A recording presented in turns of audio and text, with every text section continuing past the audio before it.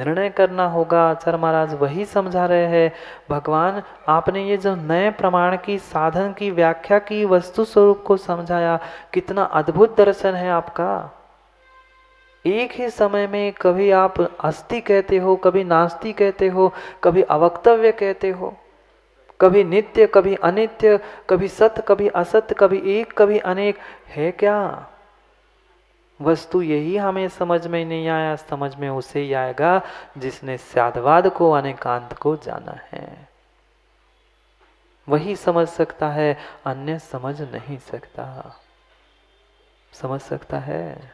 नहीं, नहीं समझ सकता। एक है कि अनेक, नित्य है कि अनित्य, निर्णय करेगा तो वह स्याद्वाद करेगा। सुनय निर्णय कर पाएंगे, पूर्ण वस्तु और नय।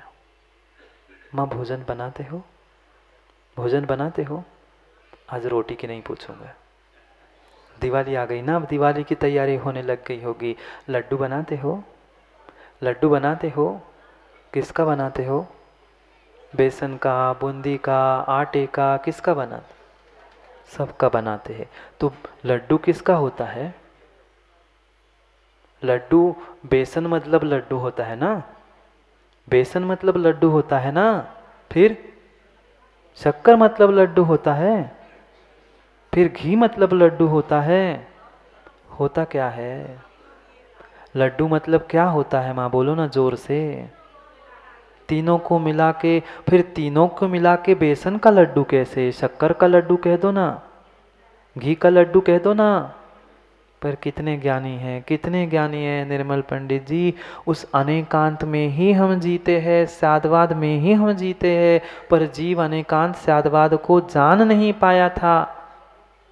कोई अलग से काम करते ही नहीं है। घनश्याम दास जी, आप बेटा हो कि पिता हो? एक बोलना। आप कितने हो? आप कितने हो? आप जीव कितने हो? एक हो ना। फिर बेटा हो कि पिता हो? भाई हो कि पत्नी हो, पति हो? बोलो। अब बोलती ही बंद हो गई महाराज जी।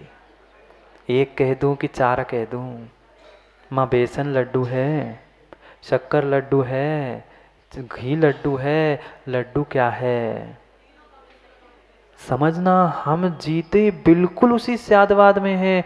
जब कुछ जानते हैं पर बेचारा मानता नहीं है। सत्य को जानते हैं, अनेकांत को जानते, स्यादवाद को जानते हैं, पर वह जीवन में उतार नहीं पाए, उसे मान नहीं पाए, स्वीकार नहीं कर पाए।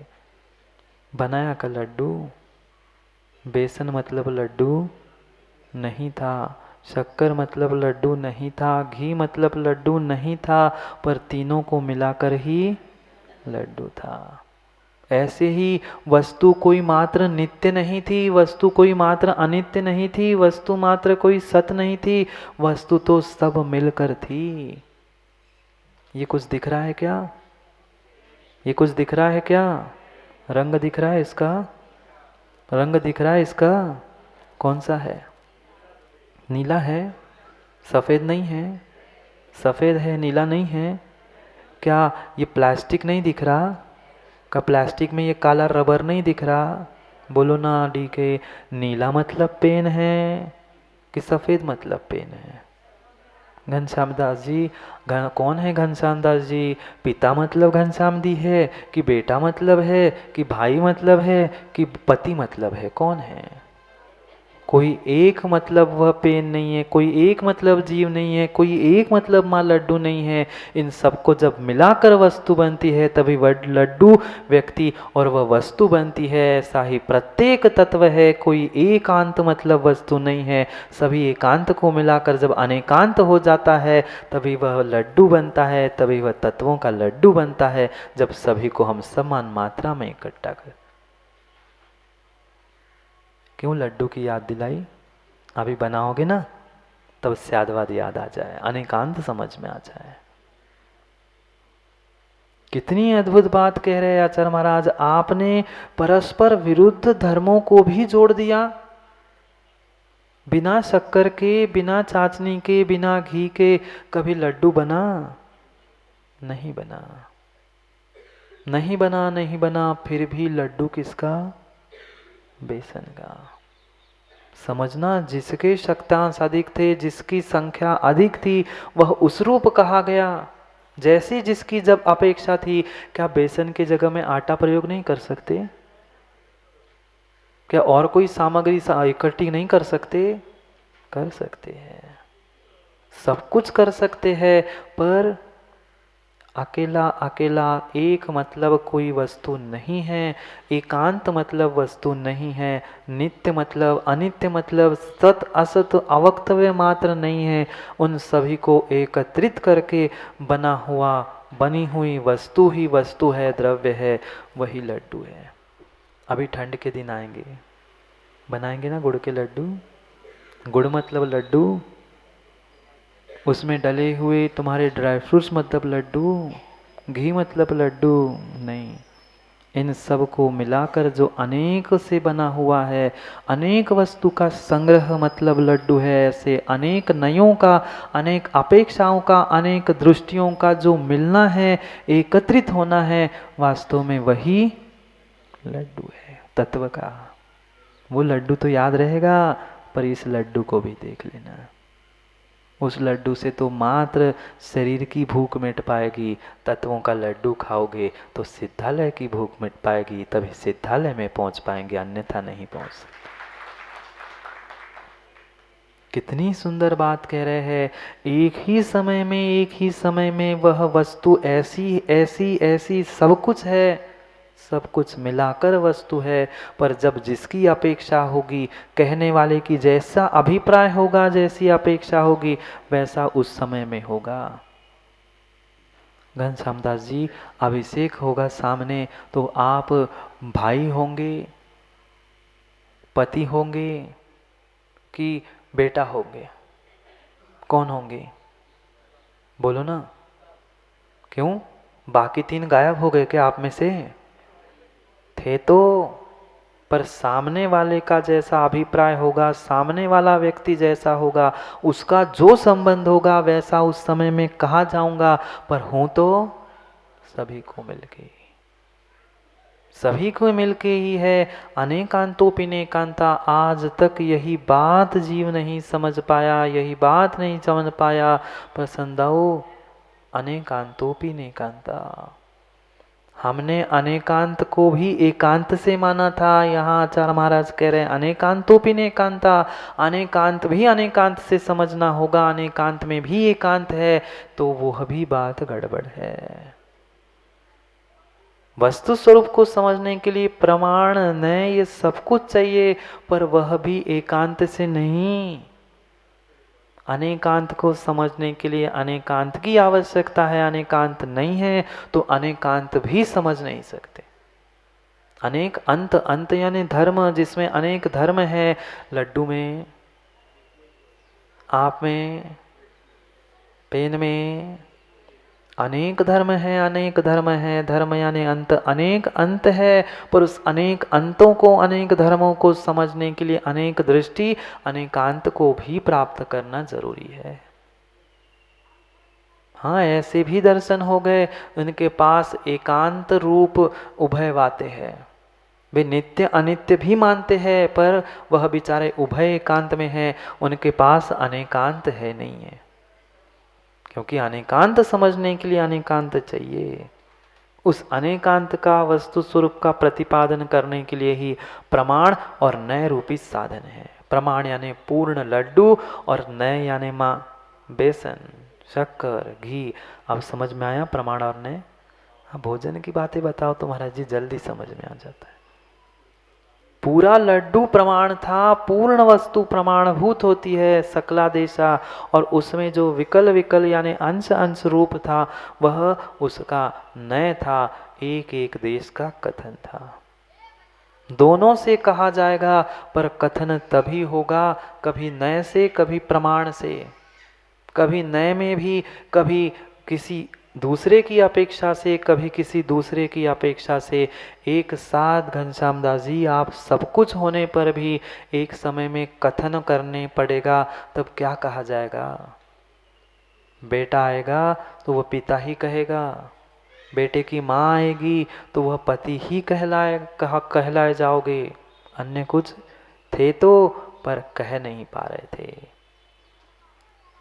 तभी बात, हमें यही बात समझना, उमा स्वामी महाराज चाहे जितने आचार हो, बात तो अनेकांत स्याद्वाद तो यही है।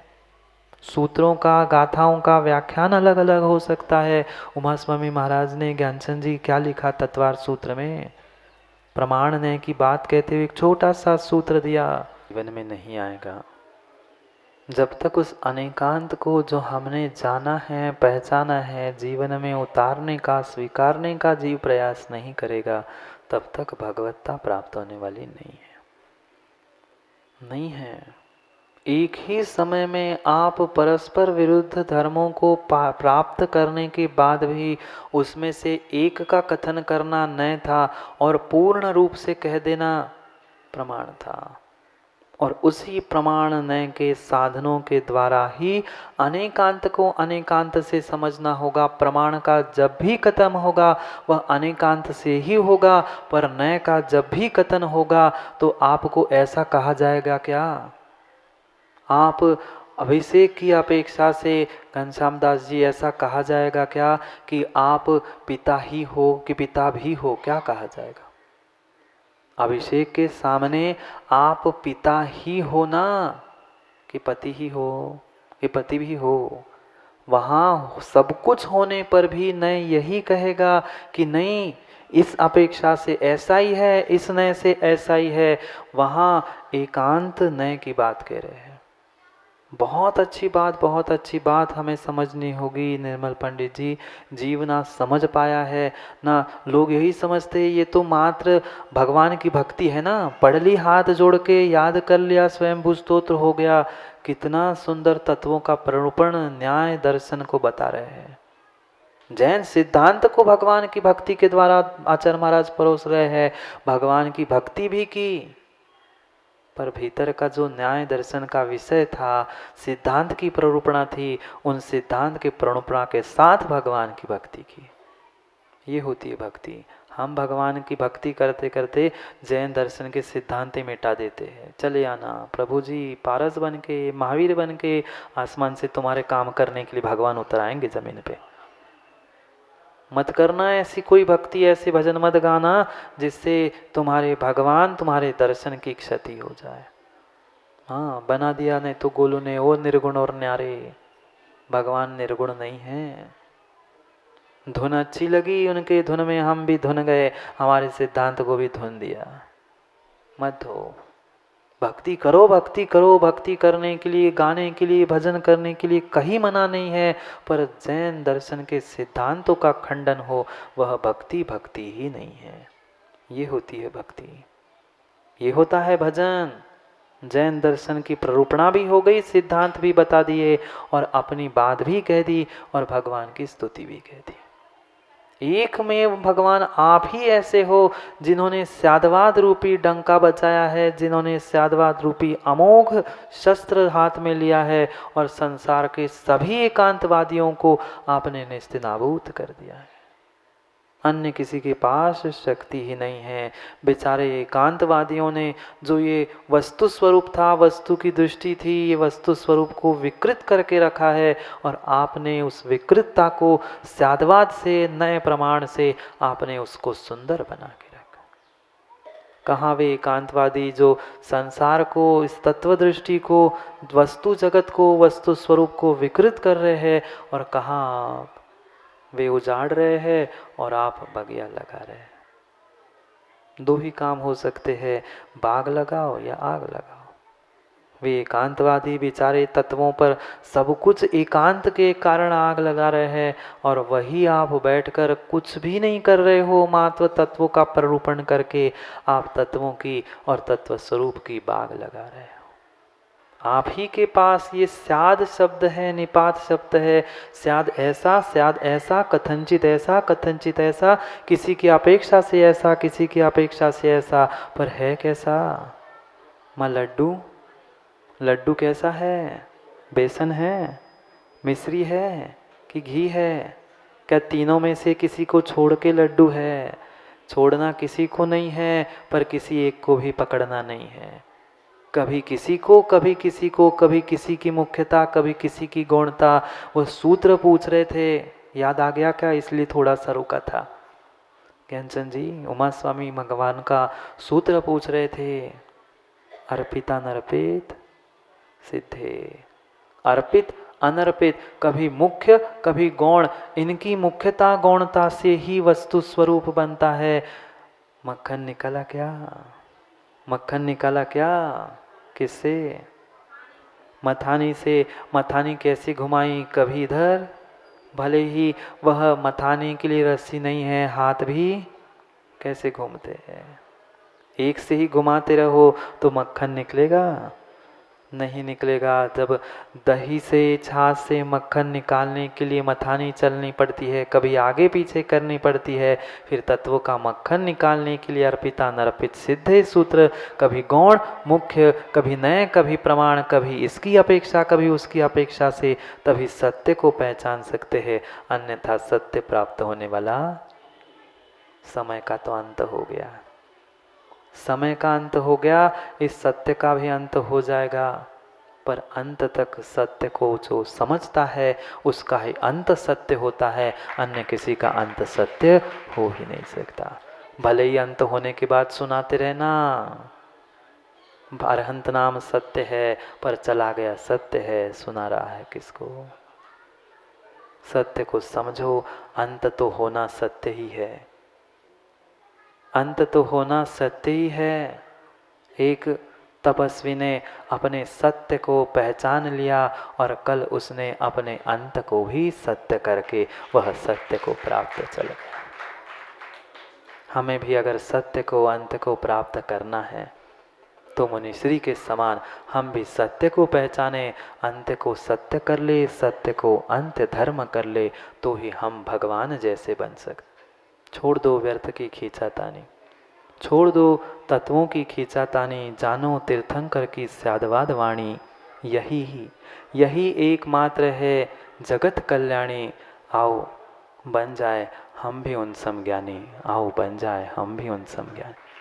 करेंगे पुनः ज्ञानी बनने की चर्चा समय पर, क्योंकि समय तो अपना